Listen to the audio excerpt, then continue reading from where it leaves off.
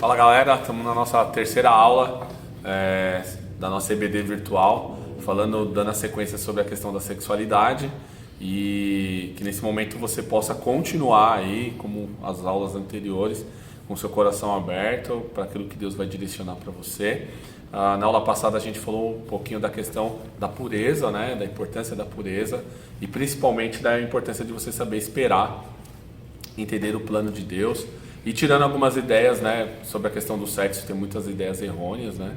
E a gente quis trabalhar muito essa questão para que você pudesse se santificar e entender que Deus tem um plano, tem um direcionamento para a sua vida. E a gente vai dar continuidade aqui nessa temática da sexualidade. E a gente espera que essa aula seja também edificante para a sua vida, agora que a gente está nesse período de quarentena. Eu só queria dar um toque para vocês, acho que nas aulas anteriores eu não falei, sobre a questão de vocês fazerem a leitura bíblica. Você vê que aí no material que é encaminhado, tem a leitura bíblica na segunda, na terça, na quarta. Diária. Então a leitura diária. Aproveita esse momento de quarentena e faça essas leituras, né? Elas vão trazer mais luz ao seu entendimento sobre aquilo que nós estamos propondo, que é trabalhar a questão da sexualidade. Então só um toque para vocês, aproveita aí o material, faça essa leitura diária, porque ela é importante até para o seu crescimento espiritual. Amém? Amém. Vamos orar de novo aí para começar a aula, pedir para o Daniel estar orando. Senhor, queremos te dar graça ao Pai por esse momento. Obrigado por essa oportunidade de novo de estarmos aqui mais uma vez, ó Deus, para estar conscientizando e levando a Tua palavra, Senhor, os jovens, Senhor, aqueles que irão, Senhor, assistir esse vídeo, Senhor. Que possamos alcançá-los os corações, Senhor, de cada um e que eles possam, Senhor, refletir na Tua palavra, Senhor, e tirar todo o conhecimento e toda dúvida, Senhor, em relação a esses assuntos. Queremos te agradecer por a vida de cada um, do Eduardo, do pastor Júnior, Senhor, de todos que estão envolvidos nesse trabalho, Senhor. Que tudo seja feito para a honra e glória do Teu nome, que te pedimos, em nome de Jesus. Amém. Amém. Amém.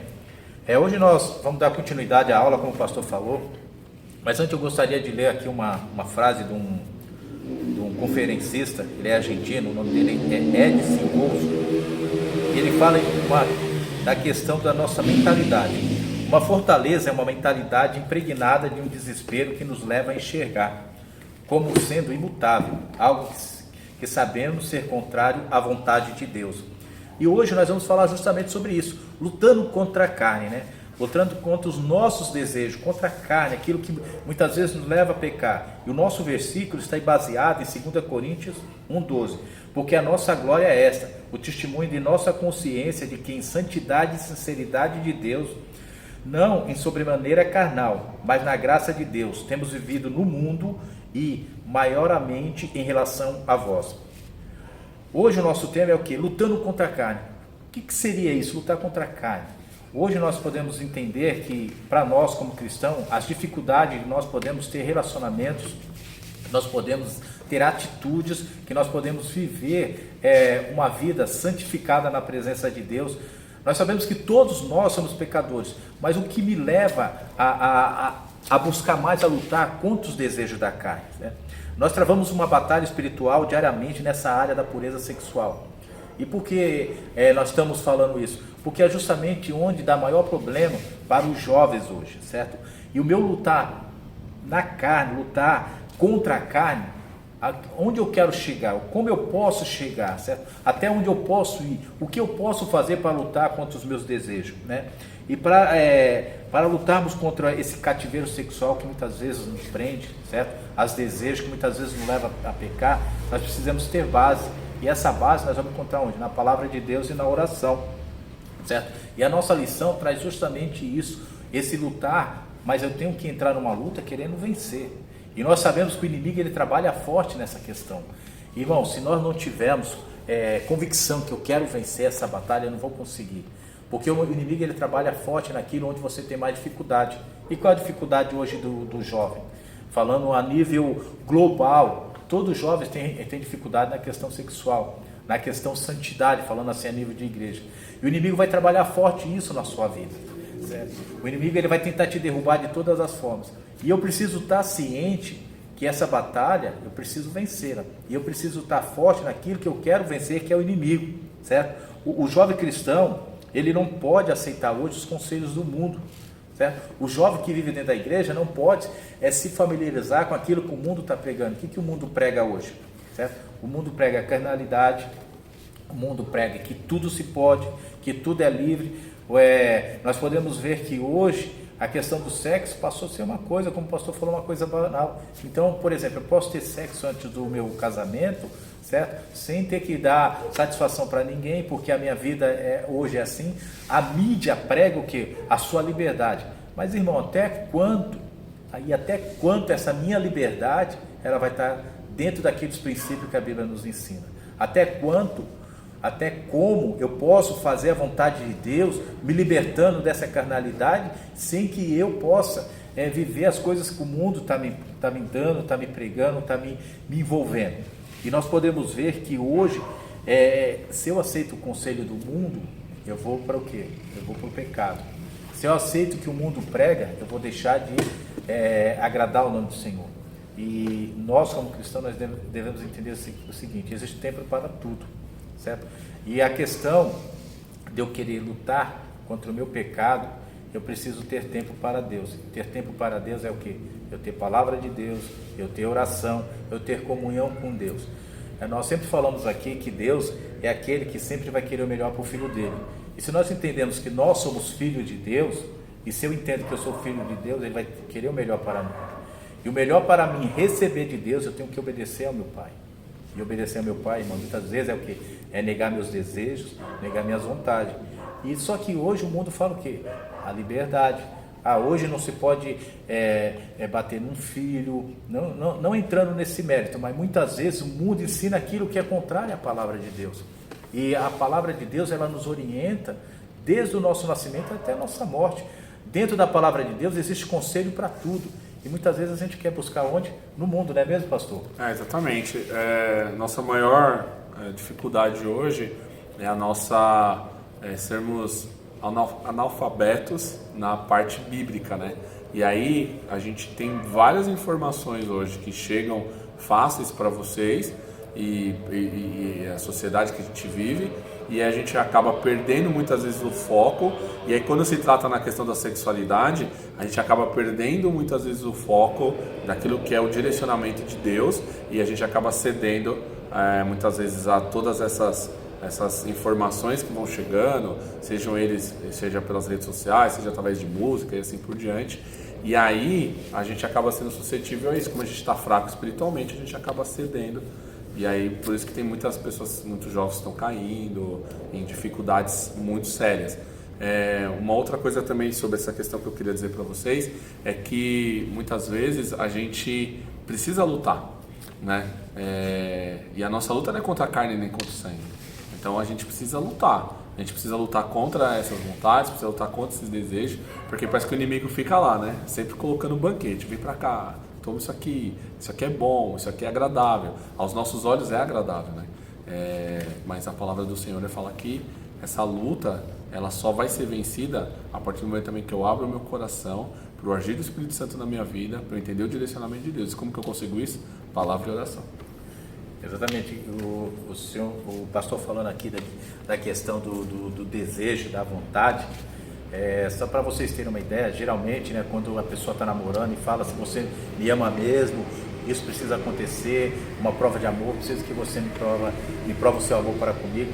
Uma pesquisa recentemente falou que nesses relacionamentos, falando assim de relacionamento namoro, que 80% das mulheres cedem ao pedido do namorado como prova dela provar o amor por ele. Então muitas vezes o cara chega na namorada e fala: se você me ama mesmo, você vai permitir que isso aconteça. Isso é o quê? É uma artimanha do inimigo que coloca na vida da pessoa, na vida do casal. Porque falta de Bíblia, falta de oração. 80% das mulheres aceitam essa condição acreditando que é uma prova de amor para que o cara case com ela. Então, para você ver como são os zigotos do Satanás, às vezes, na vida das pessoas. E na questão inversa dos homens, somente 12% dos homens aceitam essa condição. Então, para você ver a diferença, a mulher, o que? Ela é mais sentimental. A mulher, ela, muitas vezes, é mais iludida. Então, quando se fala assim, lutando contra a carne, temos que entender que essas práticas não podem existir. E temos que entender que um precisa ajudar o outro, certo?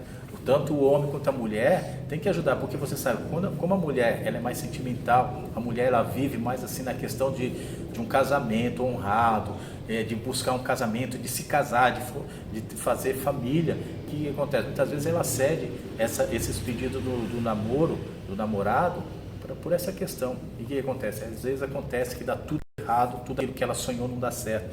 Então, lutando contra a carne, a gente precisa trabalhar nessa questão também. O que eu quero dar de melhor para o meu namorado? O que eu posso oferecer para o meu namorado? E são coisas assim que a gente precisa ver o que você pode dar de melhor para o seu namorado? O respeito, o amor verdadeiro para ele, os mesmos sonhos, os mesmos objetivos, debaixo do quê? Debaixo daquilo que o Senhor ele tem nos ensinado. E muitas vezes, quando eu cedo algum pedido, alguma coisa a mais, aquilo que o pastor falou, a nossa luta não é contra a carne, contra contra o sangue. Muitas vezes, quando eu cedo, o inimigo que vai colocando aqui um pensamento, mas isso não tem nada a ver, isso não pode acontecer. Quando eu cedo, o que acontece? É uma forma do inimigo cada vez mais ir trabalhando na sua mente, e quando você vê, é aquilo, né? O inimigo já trabalhou, já fez uma série de problemas, já fez uma bagunça na sua vida sentimental, não é mesmo, pastor? É verdade. Uma vez a gente estava tratando com um casal de namorados, né? Eles se conheceram num acampamento e foi que nem o Daniel falou. Através de uma pressão, ela acabou cedendo e eles tiveram um relacionamento sexual ainda no namoro, né? E aí, num momento de ministração, conversando com ele, ele acabou contando para mim o que tinha acontecido e nós oramos ali, ele estava extremamente arrependido. Quando eu fui conversar, depois a gente marcou de conversar com ela também filha de líderes, né, de pastores, e aí quando a gente foi marcar para conversar com ela, exatamente a fala do Daniel foi a fala dela para mim. Ela falou para a gente ali, pastor, eu segurei até o momento, mas a fala dele, a promessa dele, tudo, eu já estava há um tempo aí sem estar firme num relacionamento, eu acabei cedendo. Então mostra exatamente a prova do que você levantou dessa estatística que acontece. Nós tratamos, né, na vida deles, e o mais interessante, né, eles nem chegaram a casar, continuaram namorando, mas não deu certo, mas foi tratado aí isso sobre a vida deles, e isso foi uma experiência amarga que ela teve. Eu creio que ela deva contar isso como um testemunho hoje, onde ela vai, até por esse fato, para mostrar, né, também as meninas têm que tomar cuidado, porque isso é muito sério e a gente tem que tomar cuidado com essas pressões aí, tem que lutar contra isso, que é o tema da aula. E para o namoro cristão, que é o que nós estamos aqui englobando, falando de sexualidade e tudo mais, o que acontece? Para o jovem cristão, o namoro tem que ter uma palavra assim que é essencial em todos os relacionamentos, é o namoro respeitoso. Eu respeitar, ela me respeitar, certo? Eu respeitar os limites dela, ela me respeitar os meus limites, certo? Eu buscar os meus objetivos com ela.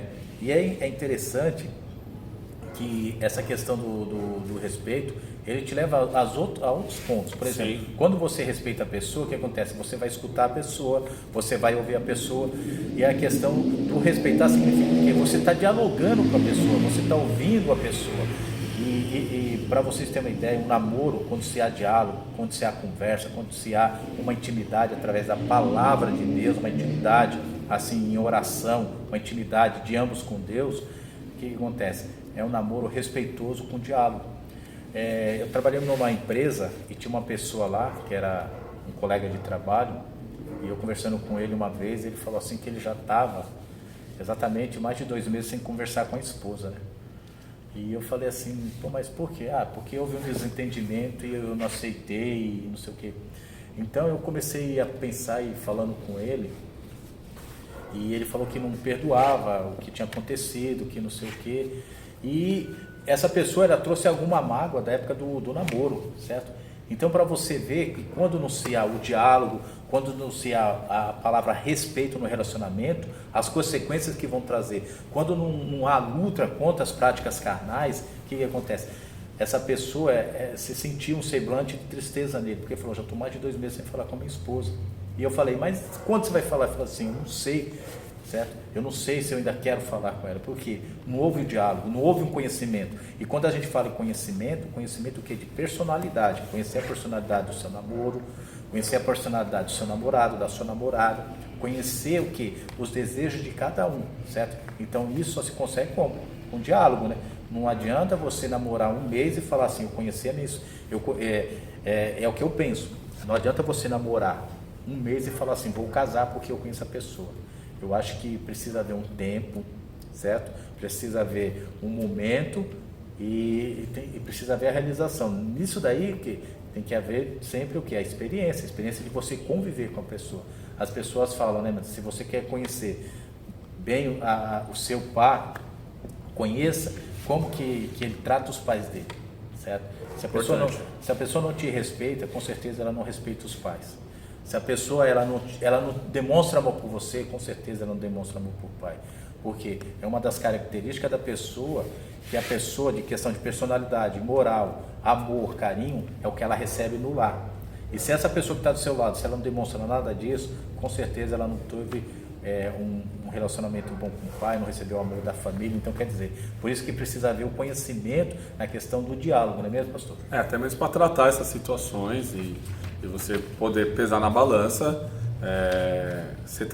Quanto mais você antecipar e se prevenir das coisas, é melhor. Então, se puder no namoro ter diálogo, conversar, ter a percepção, olha, né, começa a conhecer a pessoa, ver como que ela é, tudo, e aí vocês começarem a trabalhar isso desde o momento do namoro, você está trabalhando a prevenção. Você vai chegar, com certeza Deus vai continuar abençoando no momento do casamento, né? É o que não acontece hoje.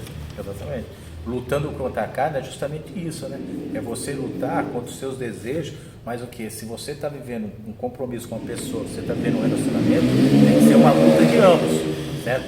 Então, quer dizer, como que eu vou vencer? Através do meu conhecimento da pessoa, do meu conhecimento com Deus, certo? O meu conhecimento e minha responsabilidade com a palavra de Deus, com o Senhor, com as minhas práticas também, certo? Então, a vida sentimental ela está relacionada no presente, certo? Mas também no futuro. Então, quer dizer, o que eu vivo hoje no meu namoro vai ser uma consequência para o meu futuro.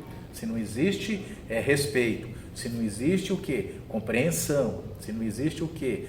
O perdão no meu namoro agora, a minha vida futura, o meu casamento futuro vai ser um casamento desgastado, cheio de problemas, cheio de dificuldades, certo? Então, isso daí tem que existir desde o começo do namoro, certo? Então, não adianta você chegar e falar assim, quer namorar comigo, mas e começar a namorar. Precisa haver o quê? Planejamento, precisa haver o quê? Conversar sobre o quê? Sobre até onde se pode chegar. Tem que ser uma convivência aberta, né? Até onde eu posso ir, como nós falamos na outra aula, certo? É preciso escolher uma pessoa que ela não vai te trazer mágoa e não vai te tirar da igreja. Esse é um grande objetivo, né?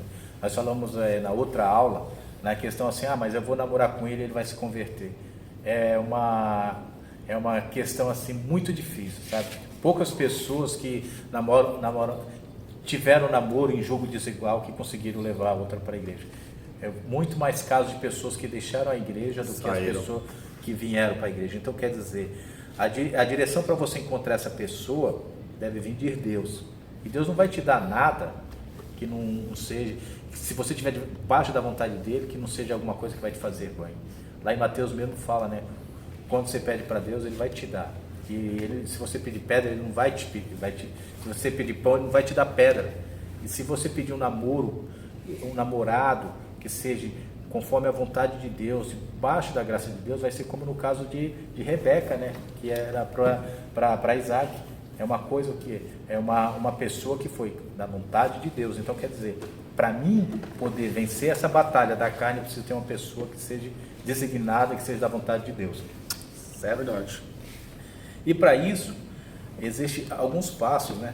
E o segundo passo, para mim, dentro dessa questão de fugir da carne, como que eu posso fugir do mundo da sensualidade? Lá em Mateus 25, 41 diz, vigie e orem para que não sejais tentado.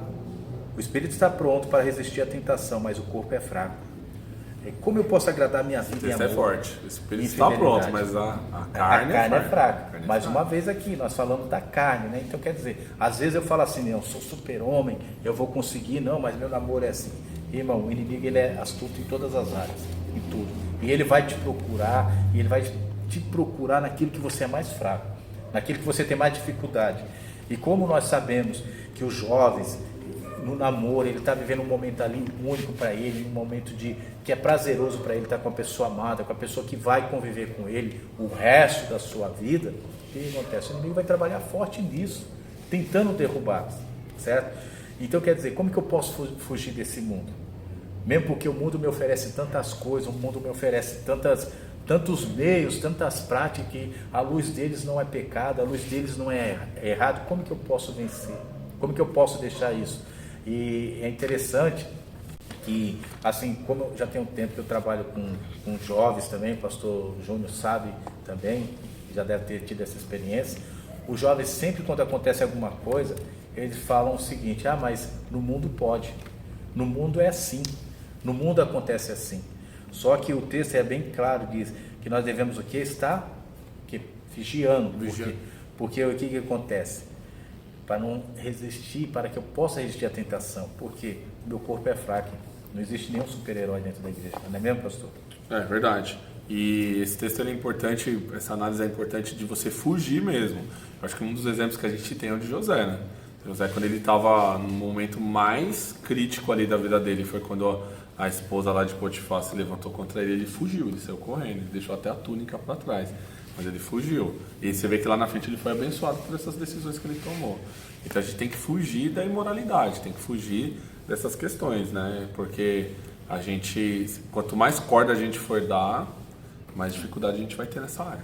É interessante, né? Como eu falei, o jovem fala, mas no mundo pode, mas no mundo é assim. Mas lá o Paulo fala pra gente, que ele fala assim, tudo me é permitido, mas nem tudo me convém. Verdade. Tudo é permitido, mas eu não me deixarei que nada me domine. Será que verdadeiramente o jovem fala assim, não, meu namoro vai um namoro assim, que eu consigo dominar os meus desejos, os meus pensamentos? Será? O Paulo fala, tudo me convém, mas eu não posso deixar nada me dominar, certo? Tudo me convém, mas nem tudo me é lícito. O seu namoro ele precisa ser lícito diante da presença de Deus, diante de Deus. O seu namoro ele precisa honrar o nome do Senhor, certo? E o Paulo já fala assim, tudo isso eu posso, mas será que convém eu ter um namoro igual ao do mundo? Tudo isso aí eu posso, mas será que eu vou conseguir vencer? Será que eu tenho forças para isso? Para vencer esse momento que eu estou vivendo?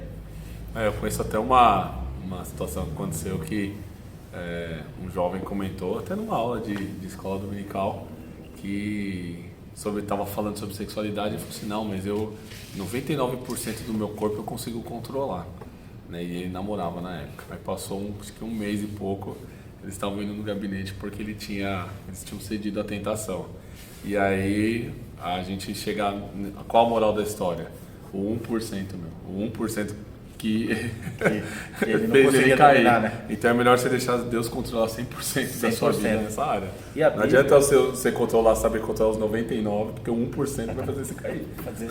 E a Bíblia ela nos orienta em questão da imoralidade. Lá em 2 Timóteo 22 diz, e é para os jovens, fuja dos desejos malignos da juventude e siga a justiça, a fé, o amor e a paz com aqueles que de coração puro invocam o Senhor. Amém. Então o próprio Paulo já naquela época já estava falando para o Timóteo, fuja desses desejos malignos da juventude. Então fuja dessa ideologia aí do mundo, que tudo pode. Fuja dessa ideologia aí com o sexo livre.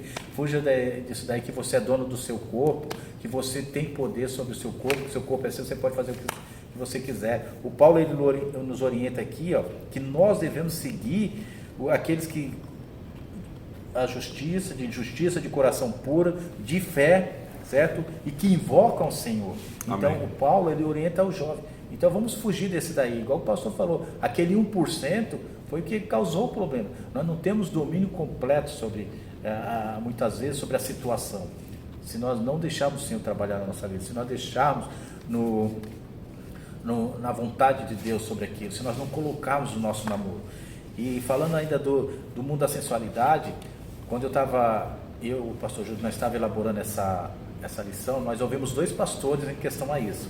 Um foi o pastor Júnior, que ele vai depois falar do que ele trouxe para nós dessa reflexão, e outro foi o pastor Luiz. Eu vou ler para vocês o que o pastor Luiz falou sobre a questão, porque hoje os jovens estão tão descompromissados com isso, na questão da sensualidade, porque existem tantos problemas dentro da igreja. E o pastor Luiz, ele começa falando assim, nos dias atuais do âmbito da igreja e entre os jovens, está faltando o temor de Deus. Existe uma interpretação errônea sobre o que é graça, achando que a graça nos dá licença para pecar e continuarmos sem mudança de atitudes. E isso não tem nada a ver com graça, mas a graça é aquilo que alcançamos pela misericórdia de Deus. A graça tem sido vista como uma autorização para fazermos o que queremos, mas pelo contrário, a graça precisa ser vista como um espírito de gratidão a Deus, certo? E que me condiciona, eu não vou fazer, porque o Senhor pagou um preço por mim que eu não tenho condições de retribuir. Devemos, através da graça, fazer tudo para agradar o Senhor, mas hoje, não, as pessoas usam a graça para viver sem o temor de Deus. Diante do grande problema atual do mundo, acredito que isso será um divisor de água na vida das igrejas, porque nos levará a entender o que a mão do Senhor pode fazer e como um Deus não se brinca. O que falta hoje é temor a Deus. As pessoas não têm levado a sério a vida cristã, não têm entendido que pela graça somos feitos filhos de Deus e como filhos devemos ser santos com uma vida diferenciada. O nosso parâmetro não é o que o mundo diz, não é o que está acontecendo no mundo, mas o nosso parâmetro é Jesus Cristo. Então é inadmissível um filho de Deus mentir, falar mal um dos outros, enganando, prostituindo, adulterando. Tudo isso é falta de temor de Deus. Por tudo isso, o pessoal que deveria fazer a diferença estão envergonhando do Evangelho de Cristo. Quando tememos a Deus, andamos como seu filho, andamos em luz, buscando uma vida de piedade, meditando na palavra dia e noite e agradando a Deus. Quem teme a Deus, perdoa e busca a paz, vive em função do outro, deixa de ser egoísta e sabe esperar o tempo certo para começar a sua vida sexual. A nossa oração e nosso desejo é que o povo que se chama cristão tema a Deus e que sempre haja mais temor de Deus. Essas palavras foi do pastor Luiz, eu pedi até que ele colocasse, fizesse uma colocação referente a esse assunto, como fosse da sensualidade.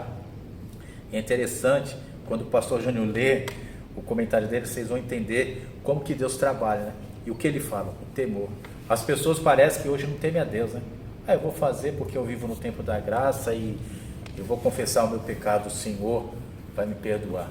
Só que, pelo contrário, o pastor Luiz fala assim, nós devemos viver o que? A graça, entendendo que nós não temos como retribuir o preço que o Senhor pagou para nós. Então, o que ele quer dizer com isso? Que assim, eu tenho que viver a graça falando assim, eu não vou pecar porque o preço já foi pago. Eu não vou fazer isso porque o sofrimento de Cristo já me condicionou a ser filho de Deus. E é interessante que muitas vezes não acontece isso. Estou no tempo da graça, estou bem. Acho que é licença para pecar. Eu tenho licença para pecar. Qual que é a sua licença? Minha licença é graça. Não, na verdade o pastor Luiz ele traz uma reflexão muito profunda para a gente, é o quê? Eu não vou pecar, porque o preço já foi pago, o preço foi dolorido pelo nosso Senhor Jesus Cristo. E eu não vou querer magoar o nosso Senhor. E é interessante que muitas vezes fugir da sensualidade significa o quê? Eu deixar o quê? Os meus desejos, eu deixar a minha vontade. E hoje a pessoa fala, não, minha vontade em primeiro lugar. Mas a vontade de Cristo em primeiro lugar foi morrer em nosso lugar. A vontade de Jesus Cristo foi Ele ter morrido. Recentemente comemoramos o quê? A morte de Cristo, o sacrifício de Cristo, porque Ele entendeu que nós não conseguiríamos. Mas quando Ele fala que nós vivemos o tempo da graça, é entendendo que doeu foi o sacrifício de Cristo. E se cada dia eu não ter como objetivo honrar o nome do Senhor, vai doer muito mais na vida dele. Certo? É isso mesmo. Fugir, galera. Fugir das tentações. Tem que ter temor a Deus, como o pastorzão falou aí. E no terceiro tópico nós vamos falar como os hábitos pecaminosos se formam, E o nosso tópico ele está em 2 Coríntios 12. Porque a nossa glória é essa, e o testemunho da nossa consciência é de que em santidade e sinceridade de Deus, não em sabedoria carnal, mas na graça de Deus temos vivido no mundo. Amém. Nós falamos no mundo E interessante que nós falamos agora em sabedoria, né? Mas ele fala aqui, ó, 3 coisas interessantes: santidade e sinceridade de Deus, Deus santo e sincero para conosco, certo? E não em sabedoria carnal, que nós não sabemos nada, mas na graça de Deus temos vivido no mundo. Irmão, viver no mundo, como o texto fala, temos que viver o que? Na graça de Deus, sobre a sabedoria de Deus, sobre a sinceridade de Deus. E o tópico fala como os hábitos pecaminosos se formam. Nós vemos o pastor Luiz falando aí da questão do jovem. Muitas vezes os nossos pecados eles se formam pelos nossos hábitos pecaminosos, porque muitas vezes entendemos que estamos vivendo o tempo da graça, aquilo ali já deixou de ser pecado. Então isso que se torna um hábito, né, na nossa vida, né? Então o que acontece? Toda a nossa vida, né, na medida em que tem forma definida aqui, nada é além de uma massa de hábito, escreveu William James. Então quer dizer, toda a nossa vida, na medida que tem forma definida, nada é além do que uma massa de hábito. Então, quer dizer, toda a nossa vida, elas são condicionadas ao nosso hábito. Então, eu tenho um hábito o quê? De tomar banho, eu tenho um hábito de comer para alimentar meu corpo. Eu preciso ter um hábito também de quê? Criar um hábito de ter intimidade com Deus, de buscar a Deus, certo? Não deixe, por quê? Não deixar que esses hábitos pecaminosos, eles tenham mais poder na minha mente do que os hábitos bons na minha vida. Então, quer dizer, eu preciso ter o quê? Um hábito de ler a Bíblia, para quê? Para conhecer a palavra. A palavra diz, examinais as escrituras, certo? E Jesus, ele sempre ensinou o quê? Buscarmos na palavra. E é interessante que nós, muitas vezes, os hábitos pecaminosos, eles falam mais altos. E a gente só vive condicionado àquela. Estou vivendo no tempo da graça. Estou vivendo no tempo da graça. Mas, irmão, isso daí vai criar um hábito na sua vida que o quê? Que o pecado vai deixar de ser pecado para você. O pecado vai ser o quê? Para mim é um pecadinho, à noite eu me ajoelho e oro, confessei o meu pecado. Mas só que lá em 1 João, quando ele fala que nós temos um advogado, ele fala uma coisa que muitas vezes as pessoas não conseguem interpretar. Precisa ver o quê? O arrependimento. E arrepender significa o quê? Você doer em você. O pecado, ele tem que doer na vida da pessoa. Se o pecado, irmão, não está doendo na sua vida, é porque ele já se tornou um hábito, certo? Para você, ele já deixou de ser pecado. Ele é mais um quê? Ele é mais uma coisa natural na sua vida. E se nós deixarmos esses hábitos pecaminosos contaminados, se formarem na nossa mente, com certeza vai ser muito mais difícil nós retornarmos ao caminho do Senhor, não é mesmo, pastor? A nossa dica é que você crie bons hábitos, né? Só com isso que você vai lutar contra os maus hábitos que o pecado deixa, porque como a gente leu no tópico anterior, se a carne é fraca, a partir do momento que os meus hábitos forem ruins, e se a nossa vida é regida por hábitos, como você falou aí, bem colocado, então eu tenho que começar a criar bons hábitos, senão eu vou ter dificuldades sérias na minha área sexual. Então, é interessante, embora cada hábito signifique relativamente poucos por si só, ao longo do tempo, as refeições que pedimos, o que dizemos a nossos filhos todas as noites, se pouparmos ou ganharmos dinheiro, com frequência fazemos exercício de modo de organizar nosso pensamento, isso vai se tornar hábito na nossa vida. É interessante que muitas vezes nós estamos falando de hábito positivo, de comer, de dormir, de falar com o seu filho, de brincar com o seu filho, certo? E aqui eu vou estar lendo aqui um trecho da Bíblia que fala de um hábito negativo de uma pessoa que trouxe uma grande consequência para a vida dele, que se encontra lá em 1 Reis, capítulo 1, 5 e 6. O rei Davi, um homem segundo o coração de Deus, tinha muitas virtudes e sabedoria, porém lhe falhava quando não tinha um hábito de corrigir os seus filhos, conforme 1 Reis. E lá está escrito: então Adonias, filho de Agite, se exaltou e disse: eu reinarei, e preparou para si carros e cavaleiros, e 50 homens que correram adiante dele. Aí no versículo fala, ora, nunca seu pai o tinha contrariado. Quem que era o pai dele? Era Davi. Dizendo: por que fazes assim? Além disso, ele era muito formoso de parecer, e era o mais moço que Absalão. E é interessante que eu trouxe esse texto justamente para isso. A Bíblia fala que o Davi, ele nunca tinha o hábito de o quê? Repreender o filho dele, de contrariar o filho dele. Ele não tinha esse hábito. E por que eu trouxe esse texto? Porque era um hábito que o Davi adquiriu, que se tornou uma desgraça para a vida dele. Porque esse filho dele queria tomar o trono que era dedicado, que Davi tinha passado para Salomão. E nós podemos ver as consequências na vida de Davi, porque ele não tinha o hábito de corrigir os nossos filhos. Eu trouxe isso só para nós entendermos que um pequeno hábito, e talvez o Davi falasse assim, não, mas isso não é responsabilidade minha, isso não é responsabilidade minha, olha as consequências que trouxe para a vida dele. Foram consequências grandes, terríveis. Exatamente. Né? Foi então, às vezes é uma pequena coisinha, né? Desse tamanhozinho que então, gera coisas grandes. Às vezes a falta de você, criar um hábito, por exemplo, quando nós estamos falando de hábitos aqui pecaminosos se formam, você criar um hábito positivo. O Davi não criou o hábito positivo de corrigir o filho dele quando estava errado, certo? Você pode criar um hábito positivo quando você está namorando. Qual seria esse hábito? Orar com a minha namorada, ir para a igreja. Se a sua namorada, se ela atrapalhar a sua vida espiritual, ela não serve para ser sua esposa. Se você tem uma vida espiritual e depois que você começou a namorar, sua vida espiritual começar a cair, você não sentir mais vontade de ir para a igreja, se você não sente mais vontade de ler a Bíblia, de orar, de estar diante de Deus, ela não serve para ser a sua esposa e nem a sua namorada. Por quê? O que acontece? É como o Davi. O Davi não tinha o hábito de corrigir os filhos dele. O que aconteceu? Tudo isso. Irmão, então quer dizer, os hábitos pecaminosos, como diz lá em 2 Coríntios, capítulo 1 e 2, são o quê? São hábitos que eles vêm pela carne. São sabedoria da carne. Então quer dizer, a minha sabedoria da carne eu acho que é mais superior que a sinceridade e a santidade de Deus, como diz no versículo. Então, o que acontece? Muitas vezes eu estou agindo pela minha carne, achando assim, não, eu sou maior que Deus. Ah, isso daí não tem nada a ver. O Davi achava assim, né? Ah, não vou corrigir meu filho, não. Eu acho que ele devia imaginar assim, é filho de rei, vai ser tudo educado, né? Não vai ter mau pensamento, não vai... Mora aqui no palácio. Mora no palácio, tem de tudo, né? Muitas vezes nós agimos assim, né? Sou filho de Deus, não vai ter problema. Irmão, mas para você ser filho de Deus, você precisa ter bons hábitos. Não deixar que os hábitos pecaminosos se formem na sua vida, certo?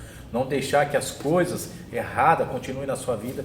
Não deixar que o pecado ele permaneça na sua vida. O pecado ele precisa ser confessado, certo? Porque através dos seus atos pecaminosos, com certeza vai se formar um pecado. E foi o que aconteceu com Davi, né? Precisamos entender como Deus nos vê, a nós e aos nossos corpos. Não somos um joguete que alguém pode usar para fazer seus desejos sexuais, aquilo que nós falamos, né? O meu corpo, o corpo da sua namorada, ele não é um joguete para só satisfazer os seus desejos sexuais. Somos com a responsabilidade do namorado e da namorada. Somos um templo do Espírito Santo. 1 Coríntios 6,30, lemos: acaso não sabeis que o vosso corpo é santuário do Espírito Santo e que está em vós, o qual tendo da parte de Deus, e que não sois para vós mesmos, porque foste comprado por bom preço. Agora, pois, glorificai a Deus com o vosso corpo e o vosso espírito, quais pertence a Deus. Irmão, o corpo da sua namorada, o corpo da sua esposa, da sua noiva, ou do seu noivo, do seu noivo, pertence a Deus. Então, o que ele diz? Nós somos comprados por um bom preço. Amém. Nós precisamos respeitar isso. Amém. Namorado, você precisa respeitar a sua namorada. Namorada precisa respeitar o seu namorado. Porque a Bíblia nos instrui a isso, certo? E porque nós fomos comprados por bom preço. Agora, pois, glorificai a Deus. Nós precisamos glorificar a Deus com o nosso corpo. Criando bons hábitos, né? Criando bons Até hábitos. Nesse momento de pandemia isso é importante, porque o ser humano é adaptável. Como a gente teve que se adaptar em várias coisas por causa da pandemia. Então começa a gerar bom hábito, que você vai ver que Deus é contigo e você vai conseguir passar por esses momentos difíceis, mesmo sabendo que a carne é fraca, mesmo sabendo das tentações. Quando a gente cria bons hábitos, a gente vai blindando isso. E antes do pastor dar a sua conclusão aí, que é a palavra que o senhor mandou para a gente, é interessante, pastor, se você conversar, nós falamos isso na outra aula, se você pegar 50 casais e falar desses 50 casais, vamos supor, metade, tiveram relacionamento antes do casamento e outra metade não, pergunta para os casais que tiveram relacionamento antes do casamento, o que eles fariam diferente? O que eles fariam diferente agora? A maioria responderam assim: eu não teria relacionamento antes do casamento.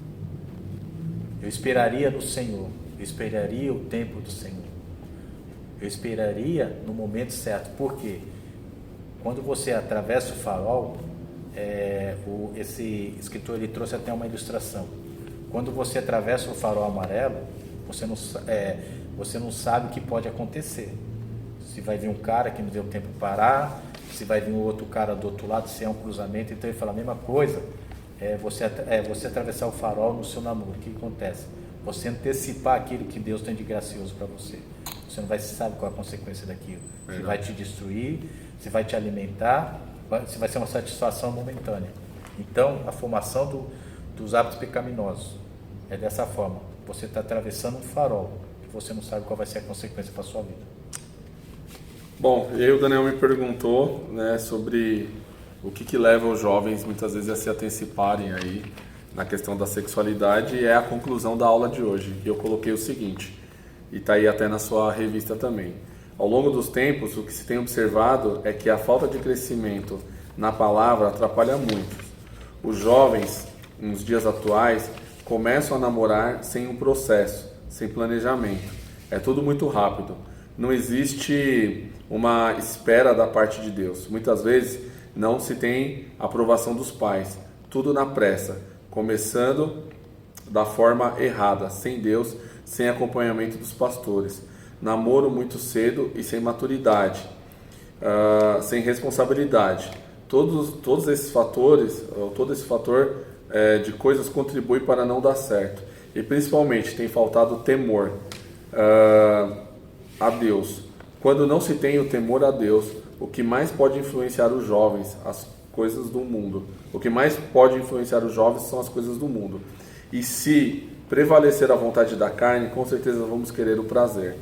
Mas a falta de temor a Deus tem feito muitas vezes os jovens se conhecerem antes do casamento, ocasionando relacionamentos e casamentos destruídos ou destrutivos, né? Onde ambas as partes terão muitas perdas. Mas a própria palavra do Senhor diz que o temor ao Senhor é o princípio da sabedoria. Assim devemos sempre estar atentos aos ensinamentos bíblicos e sempre em comunhão com Deus através da oração e da leitura da palavra no temor ao Senhor. Pastor Júnior, primeira igreja Batista do Baú Velho, bateu até com o que o pastor Luiz falou, sem a gente combinar. Exatamente, era isso que eu queria trazer. Eu perguntei para o pastor Luiz e para o pastor Júnior, e foi idêntico ao que eles falaram. Qual que é o princípio? O temor de Deus. Hoje as pessoas erram muito porque não temem a Deus, acham que é brincadeira, né?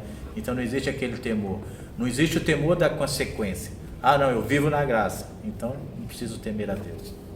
Exatamente, o temor ao Senhor ele é importantíssimo, e eu vejo que o que tem destruído muitas pessoas nos dias de hoje é a falta de temor. E então, se a gente quiser fugir, né, da imoralidade, se a gente quiser criar bons hábitos, nós precisamos temer a Deus, nós precisamos esse temor ao Senhor, né? Eu sempre tive isso na minha vida, né? Cara, eu vou até esse meu limite aqui, ó, passar daqui eu não vou passar, por quê? Porque eu temo ao Senhor.